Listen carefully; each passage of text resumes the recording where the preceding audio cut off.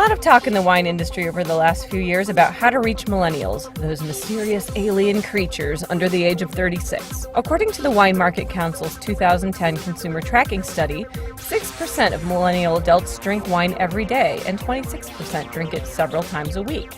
With 54 million millennials of legal drinking age in the United States and 16 million still to come of age, that's a lot of wine buying potential. In a time of limitless information and unprecedented wine access, how do millennials decide which wines they want to drink? How are they making the sort of discoveries their parents made through wine magazines and shelf talkers? We could speculate all day, but wouldn't it be better to let millennials do the talking? Hi, I'm Tina Caputo. I'm the editor of Vineyard and Winery Management magazine. I'm here at the Show and Farm Agricultural Center, which is the site of the Next Gen Wine Competition. This competition is unique because all of the judges today are under the age of 36 years old, otherwise known as millennials. Let's go talk to some of the judges and see what they have to say about millennials and wine. You know, whereas my parents had to go kind of far and wide and do their research and their due diligence to find even some wine that they're like, you know, oh, this is great stuff. We have such a huge market. 30 years ago, you know, it was more about, is this wine good this year? And now it's more about like, well, you know, there's hundreds of thousands of bottles on the shelf, which one, and a lot of them are really good, so which one do you pick? I think our generation is really like buying and drinking wine in a different way than ever before, but most importantly, we're also talking about it, sharing about it differently.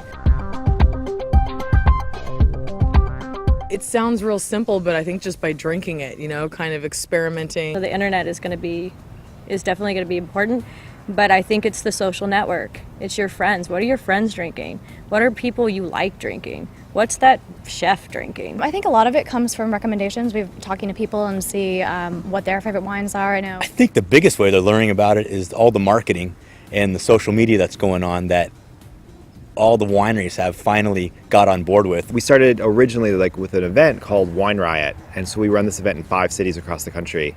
And the whole idea, we get about 2,600 people to come, 40 different, you know, either booths or like wineries, importers, etc., wine from every major region of the world. So you can come and really just learn about wine. People love it. Would they read a 2-page article on wine? No. But they will come and spend 4 hours just doing nothing but learning about wine. It's entertainment though.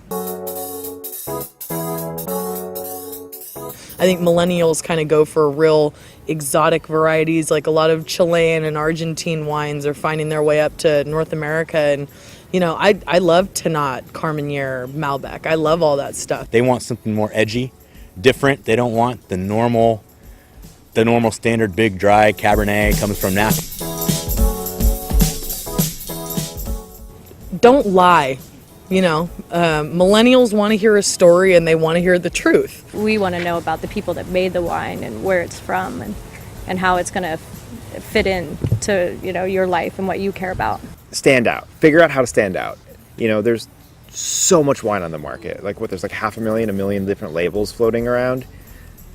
Why should they buy your wine versus anybody else's? They do care about the story, you know? So basically, tell the story, but tell it in an entertaining way. I think a lot of people are looking into social media. They're like, oh, Facebook, oh, we've got to do social media. And what they're forgetting to do is that you have to measure your return on investment. I think the trick with social media is very much to engage with your client. It's not just pushing your product or letting them know about a new product, but very much building a connection, a relationship. I think that millennials, when they feel they have a relationship, is when they really connect with the product. We're here at Jackson's for happy hour here in Santa Rosa, not just to get a nice glass of wine, but because we wanted to talk to the millennial patrons here about what they're drinking tonight and how they feel about wine. It's definitely wine. I love reds. That's pretty much all I drink. I typically prefer to drink Pinot Noir. Wine is my favorite, so I almost always drink wine on happy hour. I prefer to drink wine, especially if we're going out to dinner. I like to pair what I'm eating with some red or white wine. I like to drink bourbon as well, and I've started discovering some good tequila recently. I'm from Kentucky, so Yeah, the bourbon comes naturally. Yeah. I like wine over beer. Wine is just something really easy to drink where it's a social thing. You don't have to chug it. It's not like a, liquor-based beverage where you drink it faster. It's like sip, you eat, you talk. I love Pinot. Yeah, both of us, for reds, we both like Pinot Noir. Occasionally Zinfandels and Syrahs. The interesting wines. I usually like Pinot Noir. It's my favorite so far. I'd like to try a lot of different wines, so I'm not just closed off to any one particular kind. I always drink a Zin or a Pinot. This is my favorite. I like to drink Zin, a nice Zin, a nice full-body Zin. Basically just talking to people. It's wine country. I know very little about wine being 23, but at the same time I love to hear about it and learn, different things. Just by going out to taste wine at the local wineries here in West County. Trader Joe's has the nickel sale. A friend of mine is obsessed with the nickel sale, so we kind of venture out that way. Also through Costco, we get a lot of good deals and buy-ins. We discover new wines by wine tasting. Whenever we've been to some of the local wineries between here and Sonoma, we've just made a little note on the iPhone which wines that we like to keep track of for the future. Probably in between $50 and $30, depending on how good it is. It really depends on what I'm buying it for. I like to spend between $15 and $35. I think that will give you a nice bottle of wine to try and acquire a taste and move on from there. A $2 truck at Trader Joe's is always the best because it's an excellent bargain and it's cheap, but I don't mind paying $30 to $40 for a good bottle of wine. But if you can get a decent bottle for $10, $12, it's a steal. Not a special occasion. I usually don't go over $20.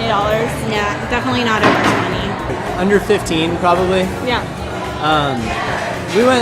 Most recently when we went tasting, we found a bottle that we really liked, and I think it was 30. Yeah. I haven't spent more than that. For a good bottle, they're $30 if you want to go drink just for fun or whatever. But I'll spend a lot, more money on a good bottle of wine if we go out tasting, things like that. I would drink more wine if a lot of the local restaurants would cater more to wine drinking. The opportunity in Sonoma County had more available places that offered just wine. It's kind of a challenge around here. A lot of bars are very into hard liquor and beer. I would drink more wine if I weren't in law school. I would drink more wine if I could have really, really good wine at a lower price.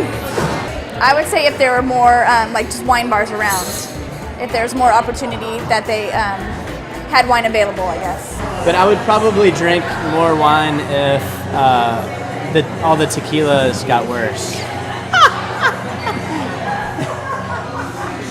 And if somebody took the Kentucky out of me and I had to give up bourbon. I think I'll probably drink more wine if I start making my own.